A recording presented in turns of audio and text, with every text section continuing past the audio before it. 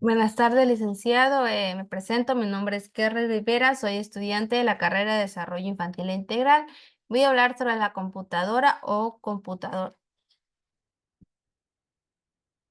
El computador. El computador o computadora es una máquina electrónica que está diseñada para realizar tareas específicas. En muchos países se la conoce como computador u ordenador. Asimismo, se puede desarrollar tareas que hacen parte de nuestra vida cotidiana, como elaborar cartas, informes, proyectos, una hoja de vida, hablar con las personas de otros países, hacer propuestas, jugar y navegar en Internet. El computador es una máquina electrónica controlada 100% por el ser humano, es decir, funciona de acuerdo a las instrucciones que el hombre le indica. El computador personal es el más común, la cual se encuentra una amplia aplicación en los hogares, de enseñanza, centros de enseñanza, oficinas, negocios, en la industria, etcétera. Ya. El computador debe ser capaz de procesar, almacenar y transferir datos como debe de asistir un control de estas tres. Esa función es ejercida por el usuario que proporciona las instrucciones al computador. Vamos a ver la historia del computador. La computadora tiene sus comienzos con el hombre prehistórico, ya viene desde muchos años atrás ya. Cuando éste comenzó a llevar las cuentas de sus animales, de sus tierras, cantidades físicas, se dio cuenta que necesitaba algo más que los dedos de las manos y los pies para poder contar. El ábaco fue el pionero en las máquinas de contar. Luego se desarrollaron un sinnúmero de máquinas, cada vez estas superando a sus precedentes en rapidez y capacidad de almacenamiento, hasta alcanzar lo que es hoy en día una computadora, lo que todos conocemos. Eh, la computadora consta de 4 generaciones, que las vamos a ir viendo una cada una. La primera generación. Esta generación se caracteriza por el uso de tubos al vacío para conducir la electricidad. Estas computadoras de esta generación eran tan grandes en tamaño y tan lentas para procesar datos. A causa de esta gran cantidad de calor que emitían, se requerían que estuvieran en lugares de enfriamiento con mucha ventilación. Una vez que las computadoras de esta generación comenzaban un proceso, el mismo no podía ser interrumpido hasta que la computadora lo terminara por completo. Podrían realizar 1000 instrucciones por segundo. Entre las computadoras pertenecientes a esta generación estaban la ENIAC y la UNIVAC, siendo de las primeras computadoras comerciales de esta época, esta generación. Como podemos ver en la imagen, esas computadoras eran extremadamente grandes. Ocupaban mucho espacio, su procesador era lento, su velocidad era lenta. Ya, pues ahora vamos a ver la segunda generación. Al parecer los transistores, estos los reemplazaban por tubos al vacío de la primera generación, ya fueron reemplazados los tubos al vacío. Un transistor representaba 40 tubos al vacío y son más pequeños y duraderos.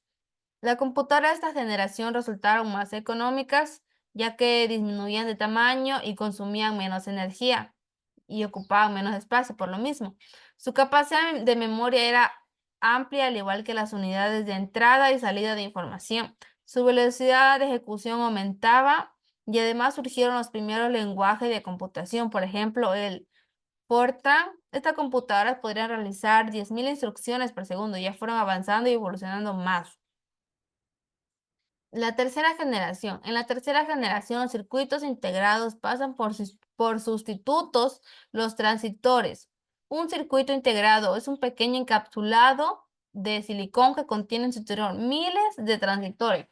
Estos promueven mayor velocidad, durabilidad y a su vez son más económicos que los transistores de la segunda generación. Ya contienen un poco más de velocidad, de almacenamiento. Estas computadoras de estas generaciones son más pequeñas y menos costosas. Para la tercera generación, la compañía digital comenzó ya a lanzar al mercado las microcomputadoras, como están en la imagen, ya eran un poco más pequeñas que la primera y la segunda generación. Ya. La cuarta generación comienza de 1972 hasta la actualidad.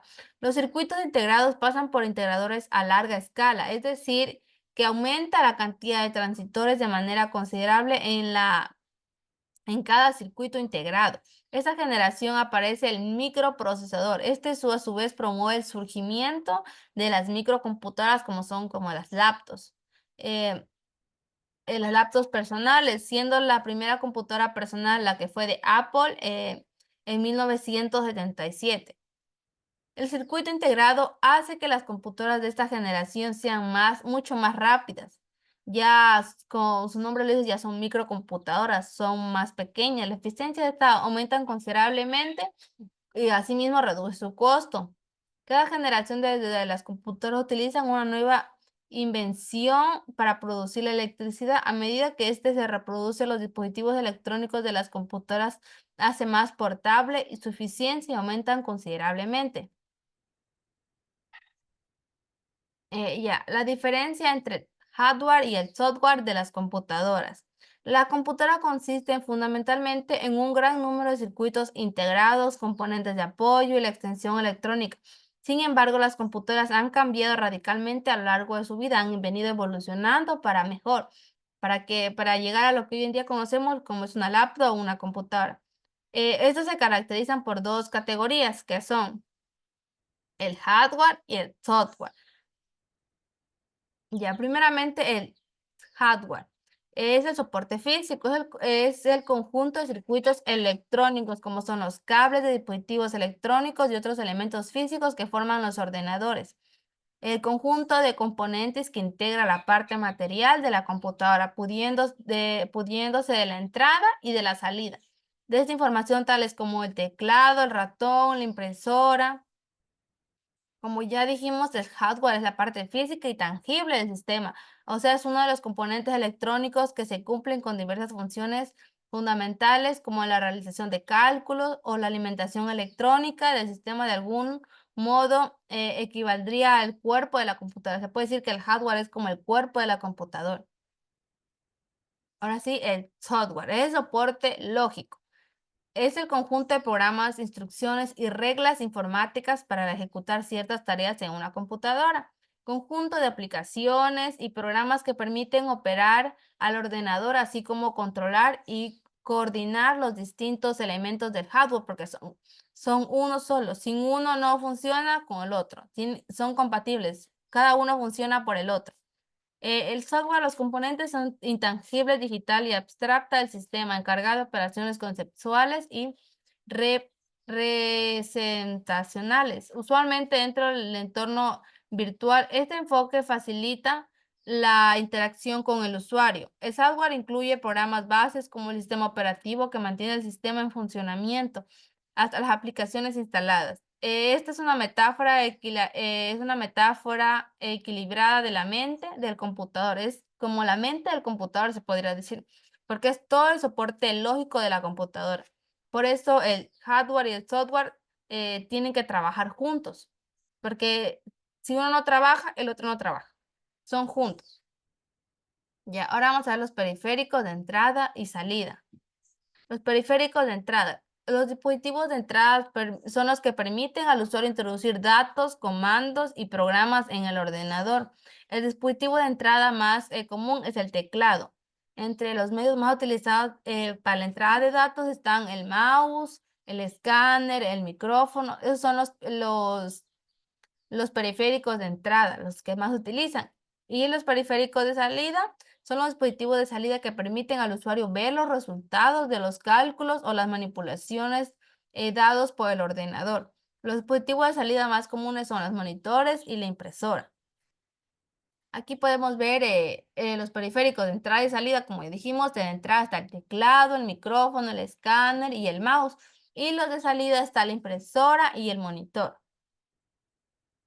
Los periféricos de comunicación. Estos dispositivos permiten el intercambio de información entre las computadoras, como quien dice, son los encargados de comunicarse entre ellos. Están la tarjeta de red y el router. La tarjeta de red. La mayoría de estas computadoras usan tarjeta de red incorporado en la tarjeta madre y esta se encarga precisamente de la comunicación entre la red con otras máquinas. Pueden conectarse directamente con el computador.